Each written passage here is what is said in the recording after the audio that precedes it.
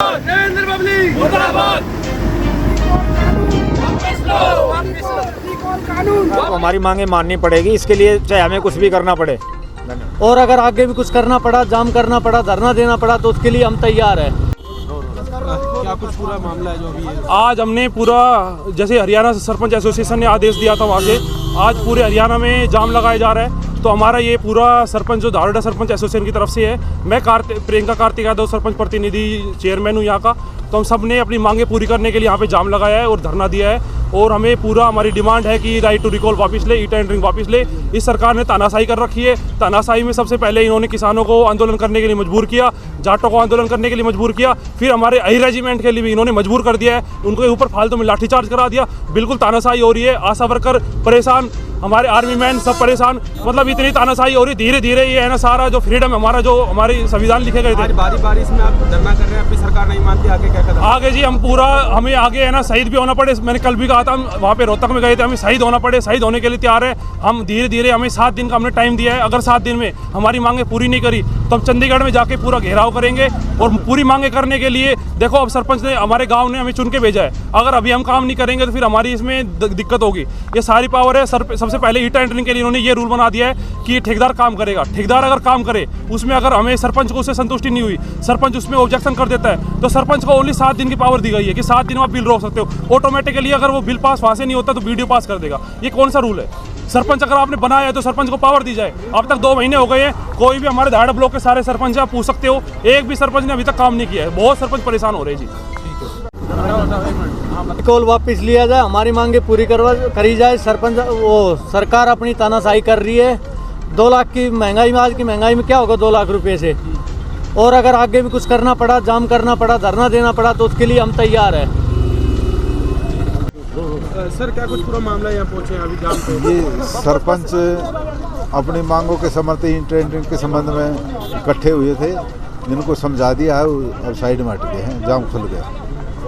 तो अभी जाम लगा हुआ है, बारिश भी है, सरपंच बैठे हैं, तो सुरक्षा व्यवस्था की बात करें, किस तरीके की सुरक्षा पूरी है, पुलिस मुस्तैद है, किसी भी प्रकार का कोई रोड जाम की वो नहीं है। एक बार किया तो हटा दिया साइड में। पूरी करो हमारी मांगे, पूरी करो।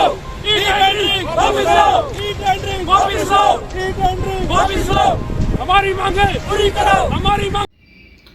रविवार का दिन हरियाणा के लिए बेहद अहम था, क्योंकि देश के गृह मंत्री अमित शाह को सोनीपत में एक रैली को संबोधित करना था।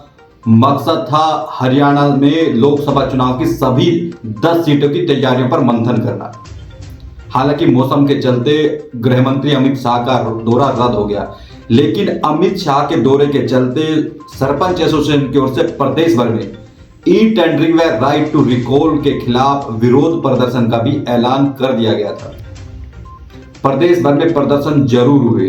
रेवाड़ी में भी धारूहेड़ा खंड कार्यालय पहुंचकर कुछ मुट्ठी भर सरपंचों ने प्रदर्शन किया और रोड जाम किया, और इसके बाद धारूहेड़ा पुलिस ने मौके पर पहुंचकर जाम को खुलवाया। सवाल यह कि ई टेंडरिंग के विरोध में लगातार विरोध प्रदर्शन किए जा रहे हैं। आखिर यह विरोध कितना वाजिब है और इनकी जो सरपंच एसोसिएशन है उनकी मांगों में दम कितना है? ई टेंडरिंग 2 लाख तक के जो विकास कार्य हैं, जो 2 लाख तक के से ऊपर के विकास कार्य हैं, उनको ई टेंडरिंग के माध्यम से कराया जाएगा। मकसद है पारदर्शिता का। ऐसे में सवाल है कि क्या सरपंच पारदर्शिता नहीं चाहते? यह भी एक गंभीर विषय और सोच मंथन जरूरी है कि आखिर ई टेंडरिंग में इशू क्या है, समस्याएं क्या है।